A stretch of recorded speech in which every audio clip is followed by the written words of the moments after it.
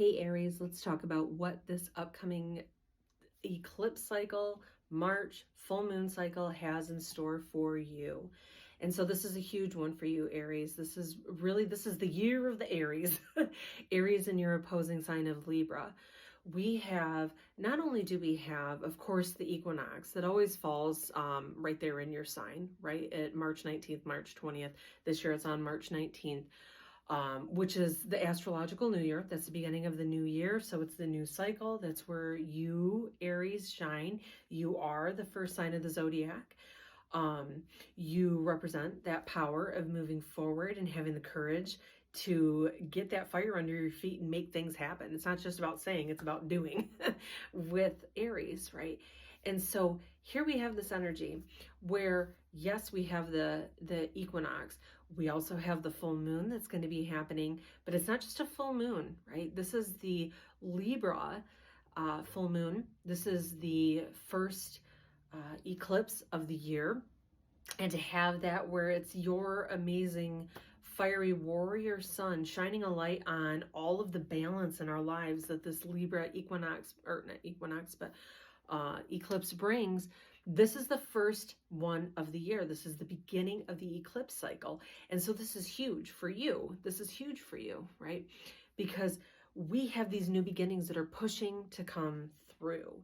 And we have all of this energy that's charged anyway, because these eclipses don't happen all the time in your sign. They happen once every 10 years.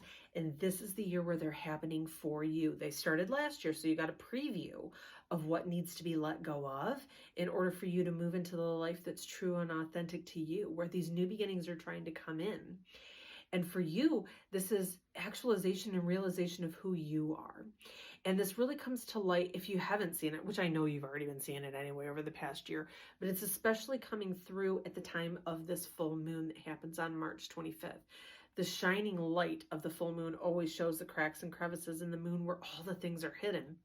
That comes to light at the time of that for you. So you will really see what needs to shift and change if you haven't already, but to also act on it. That's when we release, is at the time of this full moon. And it's supercharged because it's the first of the eclipses.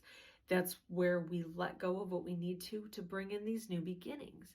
And so we have that. We already have this energy the week before that's starting with the equinox, where you're going in and you're making these resolutions about what it is that you want to see change.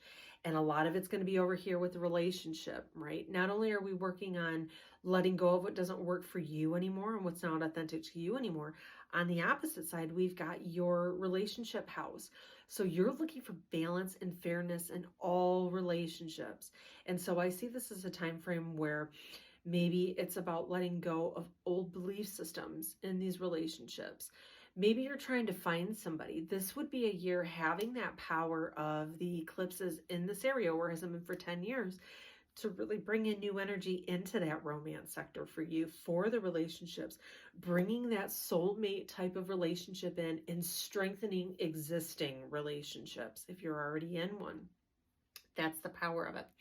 But the caveat is, right, you have to be aware of what it is that needs to change, and you need to have that courage to make it happen. And this is a month where I definitely see that happening for you.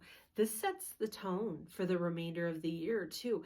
These are the areas that are most in focus for you this year, is the house of yourself, what it is that you need, who you are, what you want, how the world sees you, and your relationships.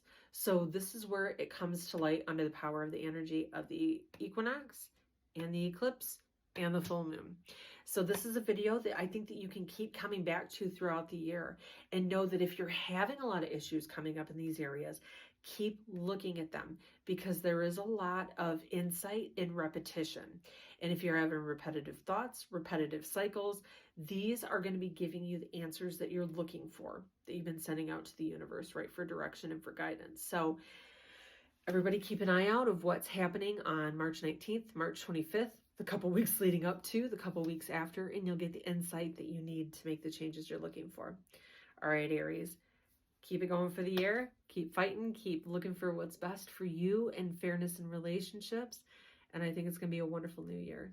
Thank you so much for watching. Bye.